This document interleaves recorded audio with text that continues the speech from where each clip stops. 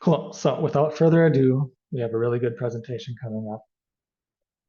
As I mentioned, we have Myra, Sam, Maheen, Trina, Chaselin, and Andrew from Invisible Institute, and I will pass things over to them for their presentation.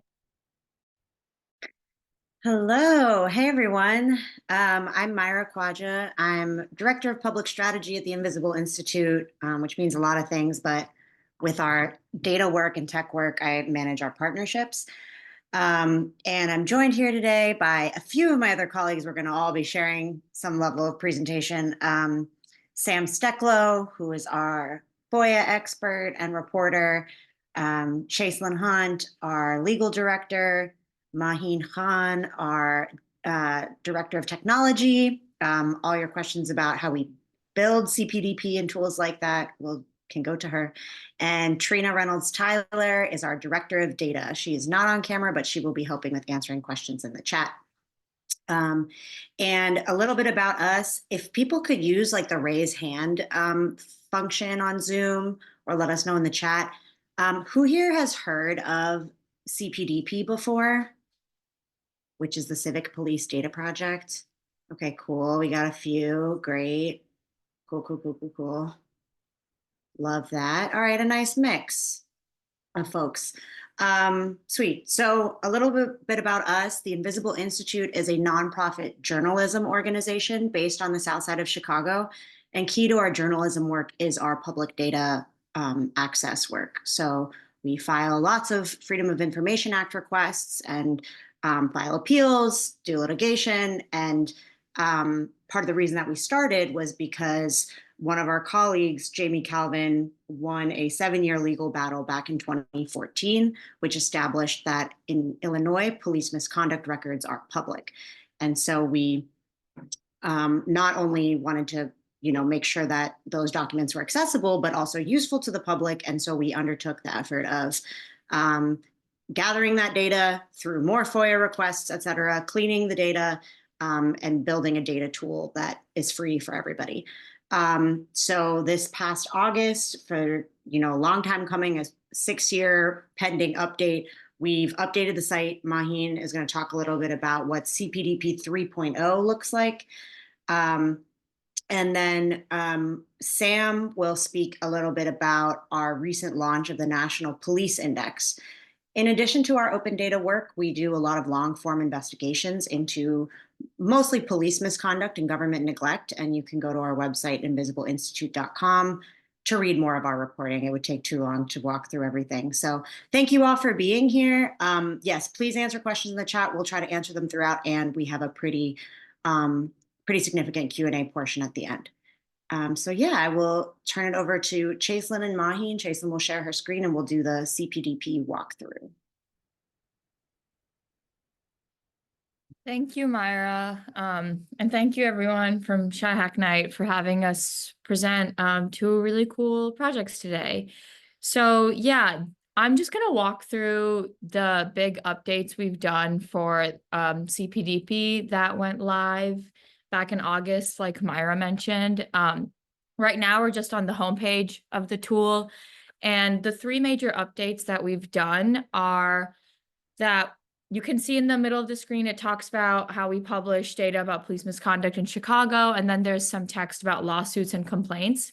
So one of the new features on the site is that we've added lawsuit settlement data. That includes like the summary of the lawsuit and the amount of money that was awarded through that lawsuit and the police officers involved. We did this in collaboration with folks from the Chicago Reporter. And so we have lawsuit data on the tool from 2011 to 2019. Another major thing we've done is that we've added thousands of new complaint records, like a lot of new misconduct data, and now that goes up until September of 2023. Previously, we had it up until 2018, and it's been many years long effort to get that data cleaned and get it added onto the site. The third big thing that we've added to the site is a ton of underlying documents to a lot of complaint records. Those are from the years 2011 to 2015, and those are where you can really see the full timeline of a complaint record, like the investigation into it, all the underlying records, like the actual complaint file, and just a lot of other documentation. And we'll look at an example during this presentation, so you'll get an idea of what that looks like. So to basically see all these 3 new features that we've added, we thought it would be best to do it through looking at a police officer who has all these new data points on their profile. So we're looking up an officer named Robert Jackson. Thank you, Chaselyn. And yeah, this is how you would look up a police officer on the tool. And then we're going to go to his profile. Yep. So first, I'll just give like a brief overview about what you can see on a CPD officer's profile on the tool. In the top, you get some basic demographic information, like when they were born, when they joined the force, what their current rank is, what is their base salary. And then in the middle, you're able to see some summary information related to their misconduct history and also award history too. So we see that Robert Jackson has 31 complaint allegations against him, 19 use of force reports, and he's been involved in a total of $7 million worth of lawsuit settlements. And he also has 122 honorable mentions. So we can see some like summary information about his career as a CPD officer. So now when we scroll down, we can see some of his newer complaints that weren't on this tool before. You can see that he has these 2 complaints at the top of the screen, one of them from 2022 and one from 2019. These weren't on the site previously since it was up until 2018. So Chaselyn just went ahead and clicked on a complaint record. So one thing to note is that we don't have underlying documents for this complaint because it doesn't fall in the range of being between 2011 and 2015. So that's one of the limitations of the data we get. Like, we don't really know what happened with this complaint. Like, the category says unknown. So we don't even know like what was the complaint about. There's no real summary. So we do have some limitations depending on the data that we get from COPA, which is the Civilian Office of Police Accountability. COPA is the entity that will investigate complaints when people file them against CPD officers. And COPA actually has their own portal where they will publish underlying documents for certain complaints. This one that we pulled up, COPA actually has the underlying documents on their site. So Chasen's going to show us what that looks like. Yeah, maybe if you just want to scroll through it a little bit, like it basically goes through like the details of what the allegations are, what the findings were. And one thing I want to note is that in this underlying document, we can see that the case type is domestic violence. Now, on our tool, that doesn't come up at all. The category is just unknown. So I think this really highlights the importance of having underlying documents along with just like summary information about complaints. And it's a limitation of the data that we get. The data that we got through FOIA requests from COPA for this complaint, the category was just labeled as unknown. But when you look at the actual underlying documents, you can see it's not unknown, it's domestic violence. It's like a clear case of that. And you can read all the allegations and all the details about the complaint through these underlying documents. So whichever ones that we've gotten, we've published on the site. But yeah, it is tricky to get every underlying document out there. We have these scrapers that will like crawl through COPA's website and scrape whatever documents they have publicly available. But those have been difficult to maintain. Sometimes COPA will change the structure of their website. They will change some URLs around. So it's kind of hard staying completely up to date with all the data that's available that can be published on this tool. So now we'll go back to Robert Jackson's profile to see an example of a complaint where we do have underlying documents. So Chaselyn has scrolled down to a complaint from 2015. It's an illegal search complaint. And you can see on the right next to the date, you saw a little thumbnail of documents. Sorry, Chaselyn. They're really small, but you can see that. So you can see that we have the underlying documents for that complaint.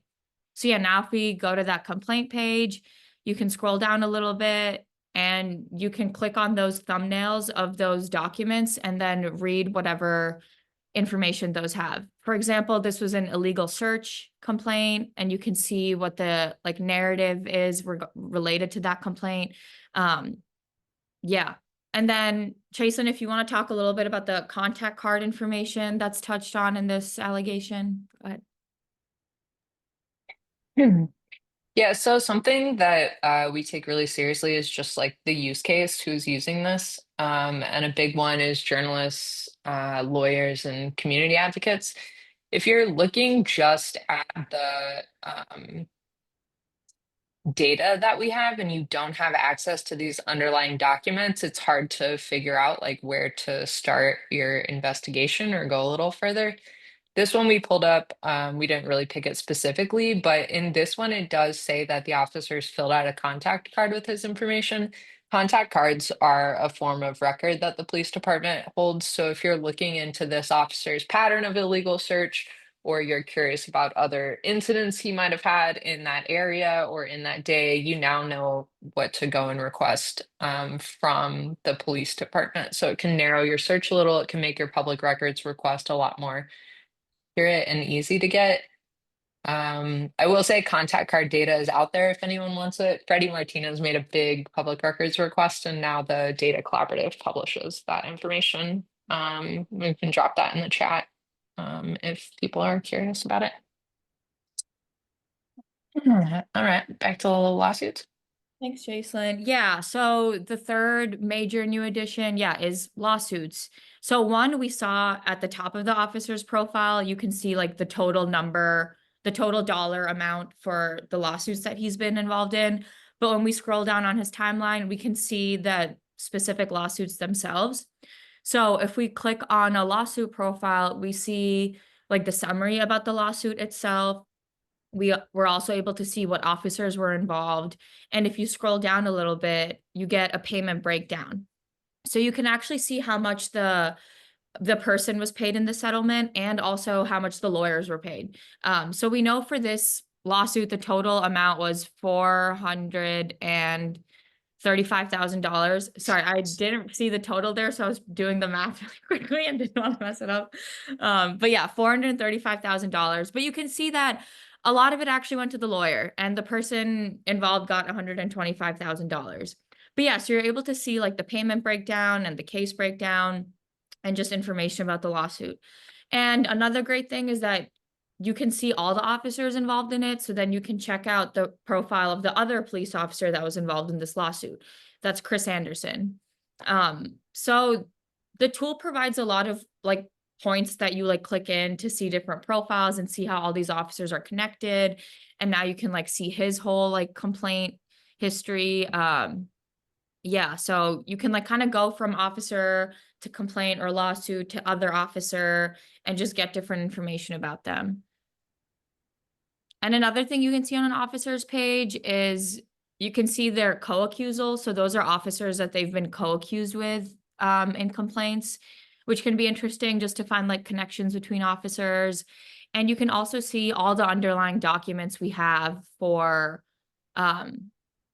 complaints related to that officer.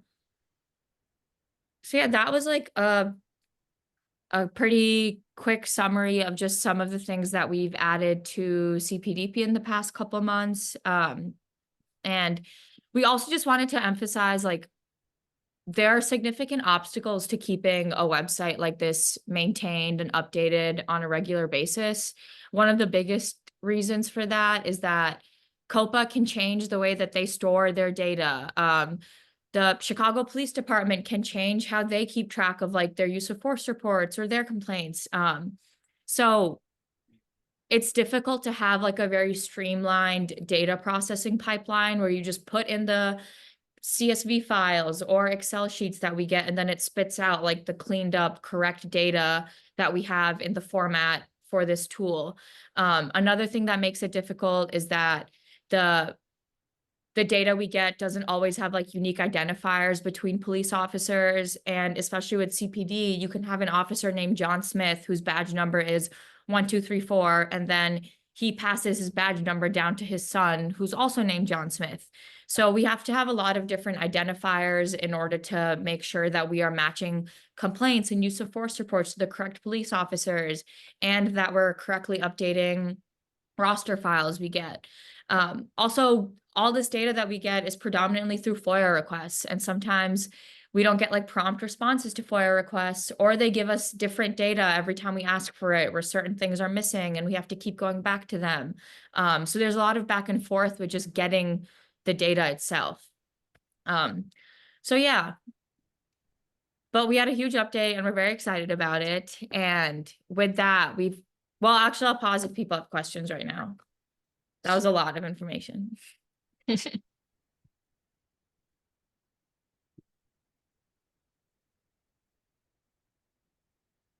Cool. If not, or if people think of more, yeah, feel free to send them in the chat. But then the next thing we also wanted to talk about that Sam is going to discuss is a new tool that we just launched called the National Police Index. And yeah, Sam's going to walk us through that. Cool. Thank you, Mahi. Yeah, hi everyone. So this tool was really born out of a lot of different work and conversations that we had after we, launched the first CPDP, and in the years kind of following that, kind of thinking about what other data exists. Obviously, like other individual police departments besides like the city of Chicago.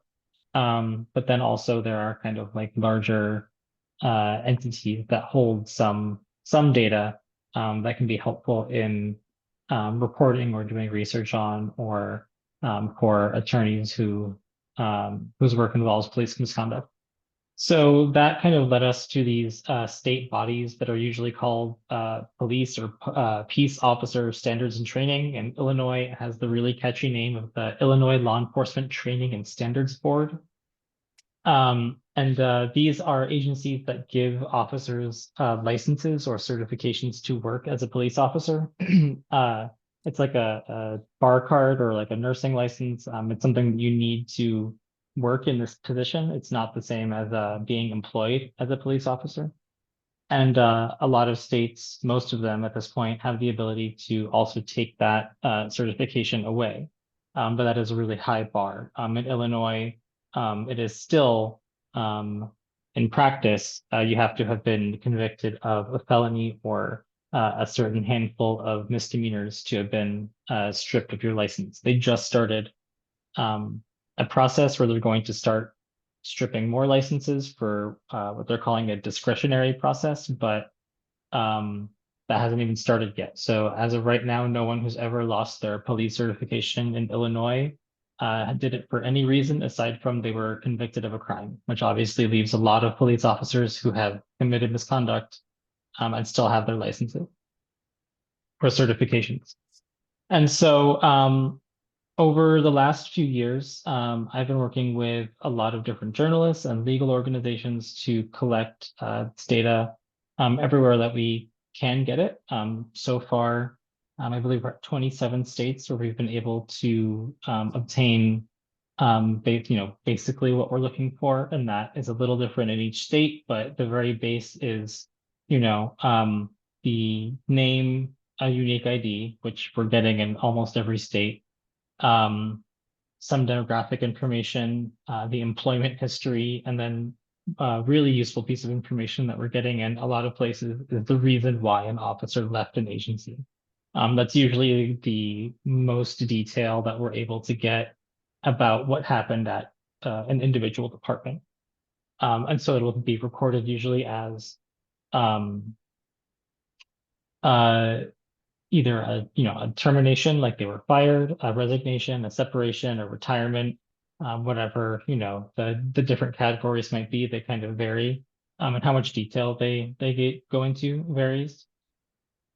And so yeah, we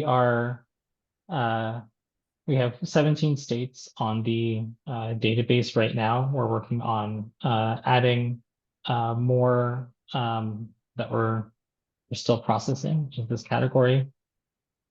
There are a few where there are simply technical issues, or they um, did not create the data when they were standing up the police agencies or the post agencies in the post, George Floyd kind of reform movement, which is the case in Massachusetts. They had no certification system at all, and they were mandated to create a new public database um, for, among other things, employment history, and they decided to not collect the employment history.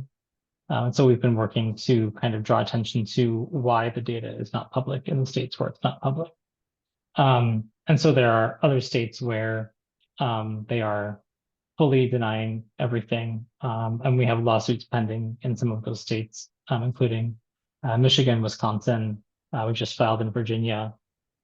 There's a lawsuit pending in New York. And we were able to win in Utah at the administrative appeal level. And so we were able to launch with data from Utah. So, Jason, if you want to go to the Illinois data, this is what the tool actually looks like. We developed it with our partners at the Innocence Project New Orleans and Human Rights Data Analysis Group. So this is what it looks like for all of the states. It is a lot less immediately interactive or easy to use than CPDP proper. And we're working on kind of what the next iteration of this might look like. But for right now, it really fulfills the utility, I think, of being able to know where to find more information about a police officer. It's a little bit one step removed from CPDP, right? Because if you're at a protest and you're able to go pull up a complaint and disciplinary history, that's different than being able to say, oh, you work for this police department. You're just kind of confirming a fact or seeing where they might have previously worked. And the most you'll get is, they were terminated for cause. And Andrew Holmes was from the Winnebago Police Department. But this data in Illinois and elsewhere can kind of sometimes obscure, what is really going on. So Jason, I don't know if you want to look up the officer that we talked about. So I think he's at the top. Yeah, so Sean Grayson is the officer who is now being charged with murder for killing Sonia Massey in July. He was with the Sangamon County Sheriff's Office. And I think if you just leave it at him, or you can use the unique ID.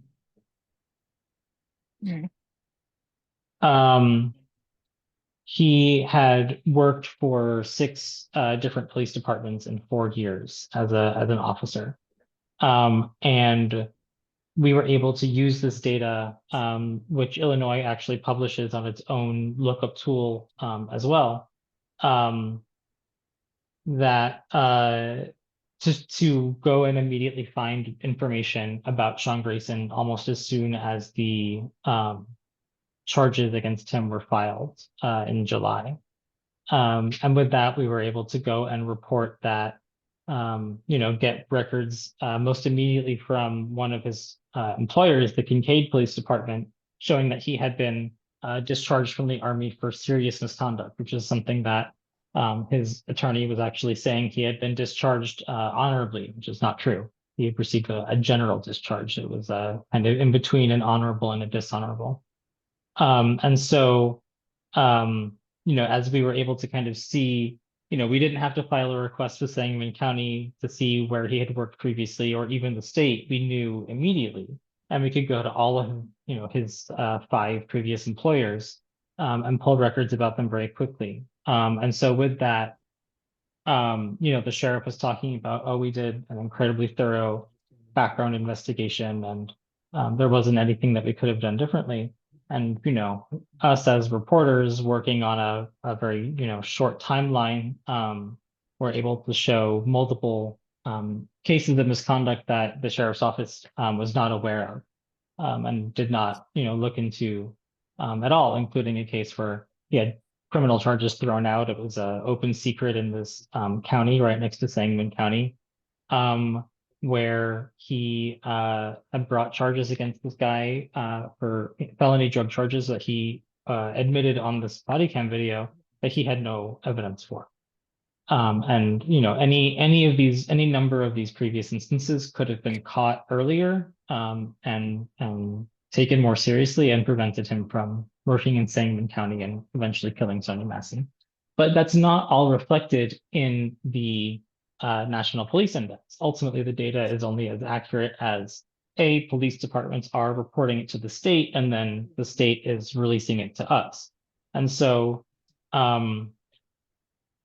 maybe he did resign on paper from the Logan County Sheriff's Office, but we also know that he had been very seriously investigated for credibility issues. And so is it, truly accurate to say that he resigned, or did the Logan County Sheriff's Office not do an investigation to the fullest extent of its abilities and take his very serious credibility issues and Logan County's case being inappropriate with a woman detainee seriously enough to prevent him from going and working in Sangamon County. So ultimately it's a useful tool. The use case, I guess, as we were talking about, is again kind of one step removed in being able to do more research about specific officers, and then do kind of larger statistical research, being able to look at, and the Illinois Answers Project did this investigation, former BGA, looking at how many officers have been rehired after having been, reported as being fired or terminated for cause. And which departments are they most likely to end up at? And they found Robbins in the south suburbs is the department where they're most likely to end up. So you can use this on an individual level or on a larger level if you have the ability. Yeah, thank you. So I will pause there and Yeah, any Sam, questions? there's a question in the chat for you Oh, for sure. about if police departments are aggregating this info themselves to monitor and improve their performance. Are any departments doing this at a high level? And do they have internal systems not available to the public? I mean, so there are, as Myra said, some agencies that are publishing this data themselves. Illinois has its own very basic lookup tool. You have to know the name of the officer, but if you do, you can go find a lot of this information. We have a little bit more than they are publishing, but so they are making it public. The state of Texas just put out a new licensing lookup tool where you can see the employment history, but also a lot of training information about officers in Texas. And so it is something that some states are beginning to take seriously. And also the state of Texas did that after a research group using the data that the state has, similar data that Illinois has, to show that the wandering officer issue, or officers kind of bouncing around after having committed misconduct, was quite serious and not being, accounted for by the system in Texas. And part of the reforms was they had to publish this licensing lookup tool. But ultimately, as we kind of saw with Sean Grayson, the monitoring and improvement, of their performance or the backstop for all of this is an individual department background check. And whether they're going to just go out and find all this information that we are making it easier for ourselves to find. But this was all accessible to them. They have investigators, they have subpoena power if they need to, like they are a police department. So we're not making anything available that they didn't already have access to.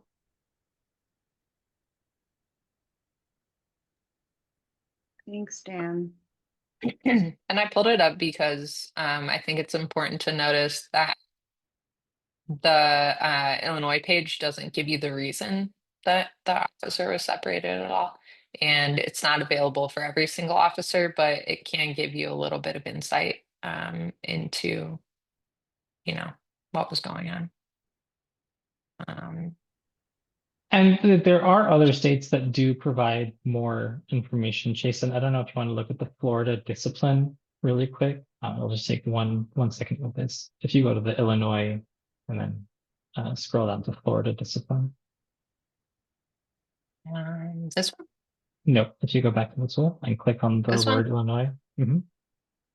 Oh, Florida. Kind of. Sorry. You're good. This is a big data set, so it might take a second to. You might need to reload the page, but Indicator of my Wi-Fi as well. Apologies. Florida There we go. collects some disciplinary data from individual departments for what they call moral conduct violations. So it's not every single allegation of misconduct, which is what you have on CPDP for Chicago, but it is far more detailed than what almost any other state has, and they are releasing it under their very permissive records law. And so I guess I just kind of point to this as this is the kind of information, and even broader than this, but that we could be demanding that our state agencies be collecting and be storing and maybe even be publishing.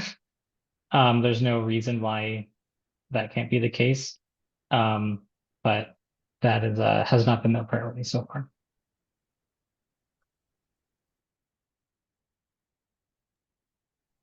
There's a related question about is any of this kind of data collected at, disseminated at the federal level, or is this really treated as a local matter or state matter?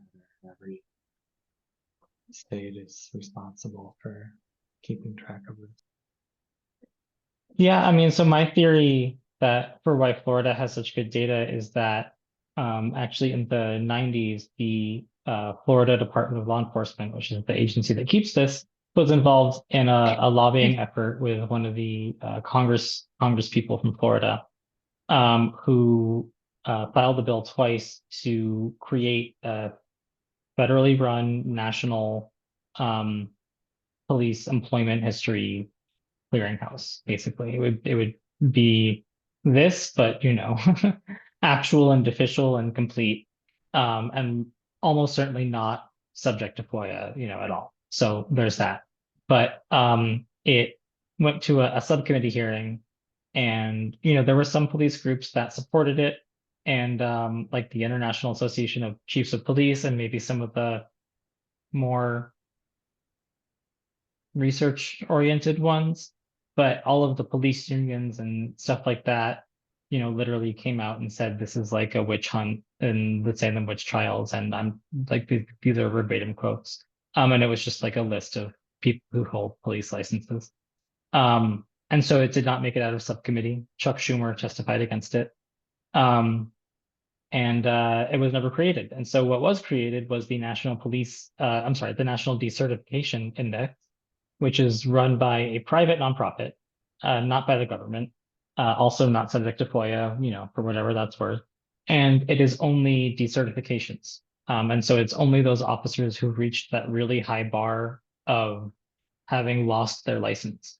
And I do want to include decertification data on our tool, but we didn't even concern ourselves with it because states make it public. Like if you try to get decertification information from a state, a lot of them will already just have it on their site. Like that's what they will have just there. But if you request it, they won't fight you on it because it's an example of them taking action on, a bad cop, right?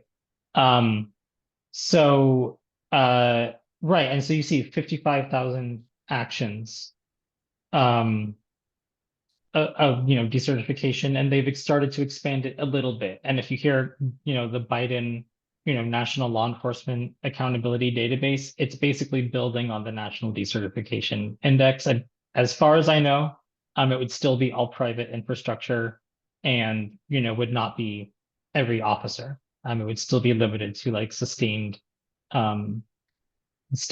cases or criminal cases or things like that.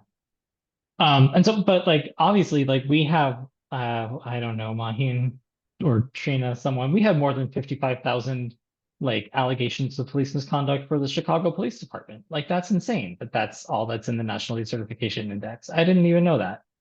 Maybe that's a ridiculous number for CPD. I don't know, but for the entire country, that's crazy. So anyway, and also, yeah, you can't access it for a member of the public at all. So anyway, obviously one of my hobby horses, and I will get off of it, but no, there is no national data, even though there could have been by now. Oh, thanks for that answer. We have another question about whether you pull data or investigate an officer or former officer from their internet presence on social media or things like that. So CPDP is all directly from COPA or CPD. So nothing in CPDP, our website, comes from social media. I do think that using social media is an investigative tool that journalists often use when they're reporting a story, but that's not how our databases are created.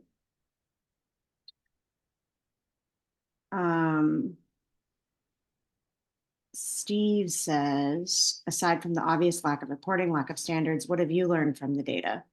That's a great question. Who would like to answer that? So much. I feel like I can share one thing.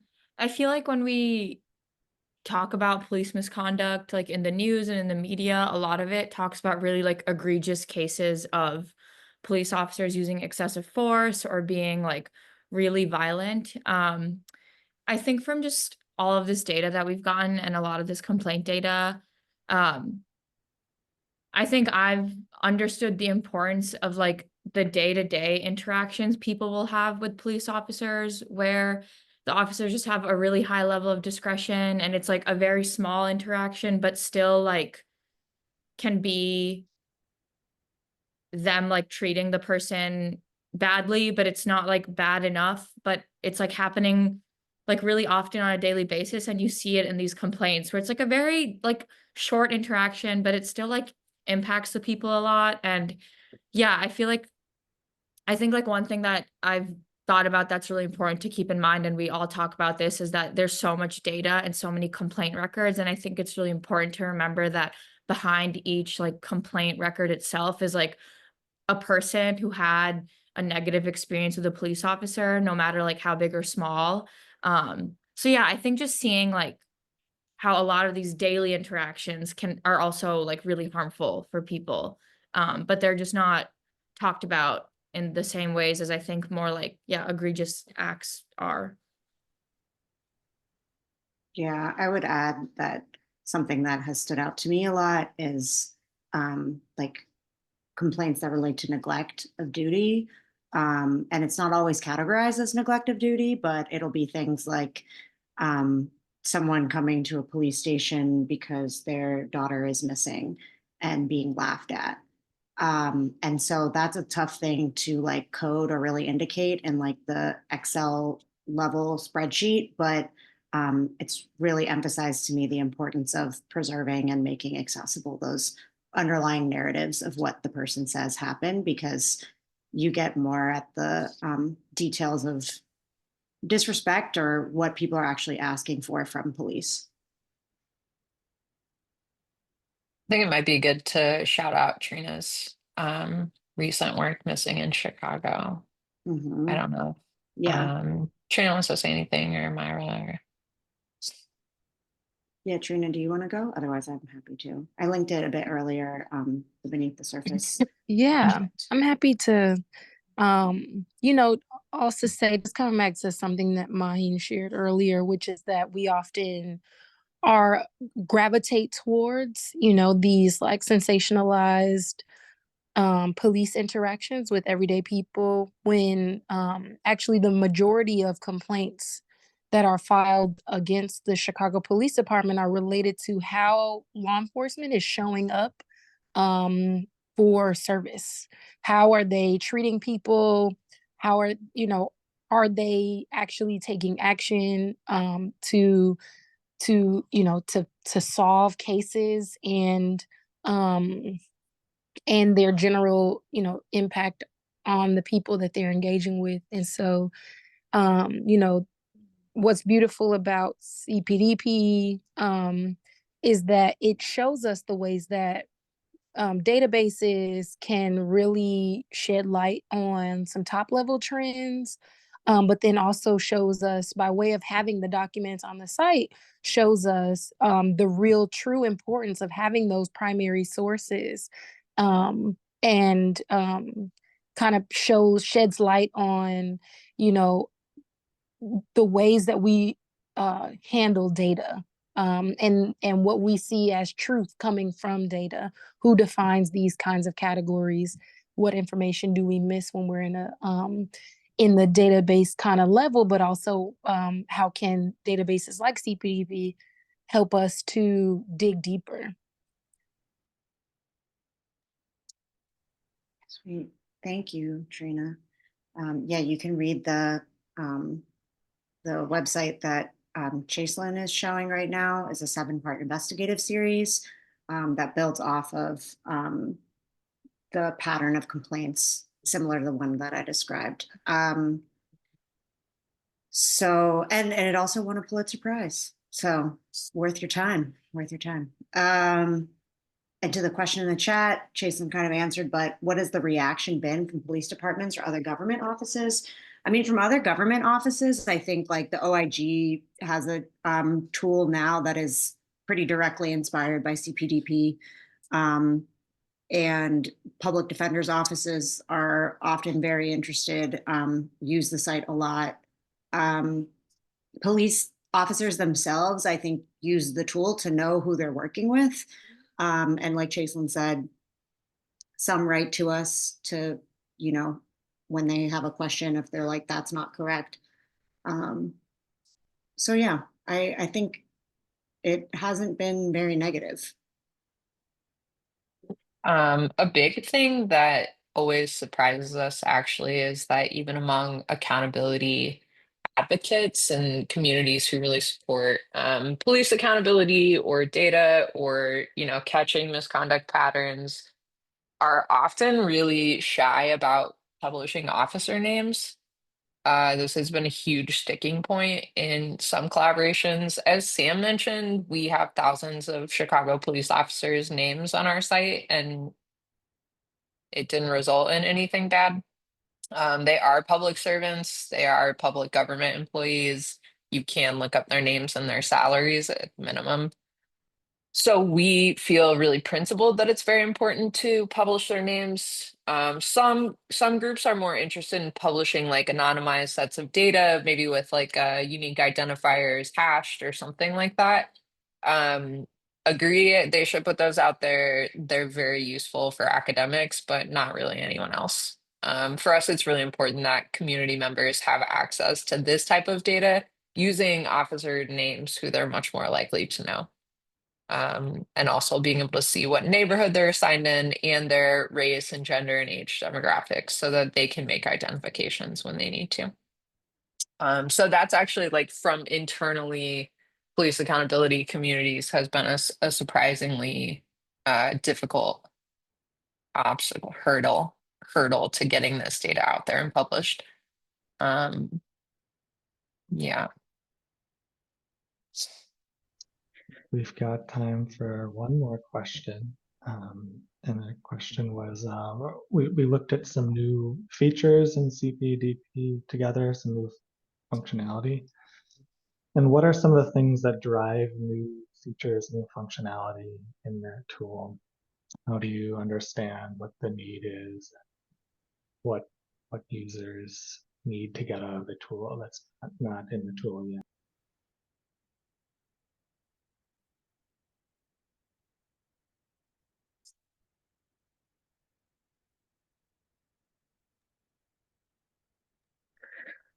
I can start. I don't work directly on making those decisions, but I think we're always having conversations with folks like this room, other journalists, researchers, lawyers about what they would find useful and what you know what we can bring to that kind of space, I guess, of providing information that's not only like interesting and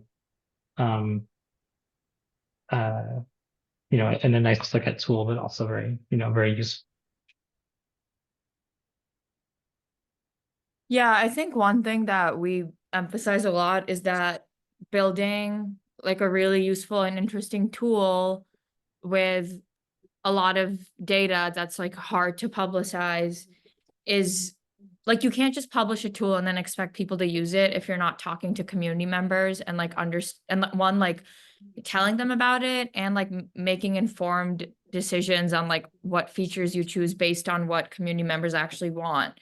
We actually made like a much smaller, more simplified, easier to maintain version of CPDP for Champaign-Urbana, because one of the things that we are going to continue to do is expand this out to other places in Illinois. A lot of the data we got, or like this, a lot of this data became public because of a lawsuit like many years ago, and that lawsuit made police misconduct data public in the entire state of Illinois, not just Chicago. So this tool can be built all throughout the state. And for Champaign, we really had to talk to community members a ton, before even starting to think about like what the tool would look like or something, just to get an idea of like, what do community members there think of the police? Have they had like, do they feel like police are held accountable? And it was interesting when we went to Champaign-Urbana, a lot of folks at first weren't really enthusiastic about the idea of this tool because they said that their police department had just gone through like a lot of reforms. So the community wasn't feeling like policing is like the forefront issue at that time. So it took us like talking to community members for a while and really trying to understand like what exactly they would find useful in a tool like this. So one thing you'll see is like we don't have a map because it's a smaller geographical area. They didn't think a map would be as useful. And folks also thought it would be helpful to have articles shared on the tool that are related to different police officers. So I think just really trying to engage with community and not like designing it based on what we think people would want and instead really talking to them. I think that informs a lot of what these tools look like and informs like what features we want to prioritize. A lot of people have asked me if there's a way on CPDP to see what police officers have been involved in shootings. So we've talked about like maybe adding certain flags for certain things for police officers. Like this one was involved in a shooting. Maybe this police officer is one officer that's been named in like torturing folks into confessions. So yeah, a lot of it is informed by like conversations we have with different community members.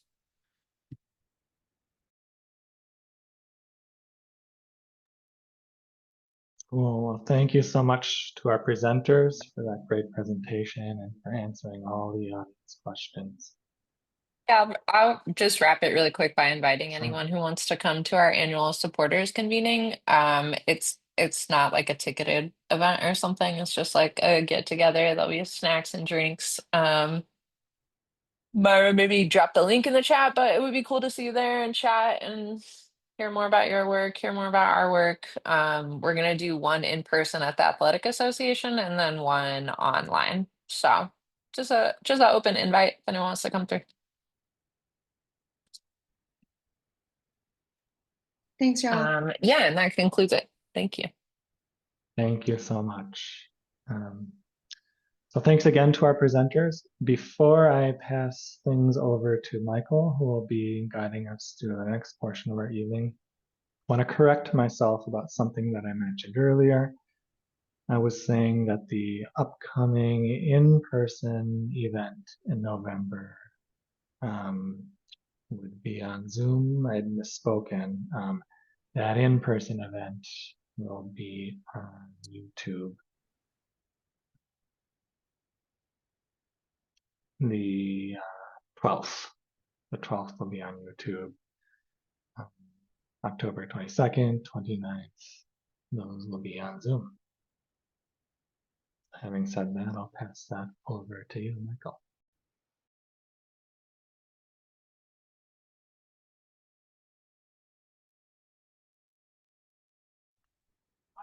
Thank you, Kyle. I will give Josh, our showrunner, a second to stop the recording and everything and give everybody access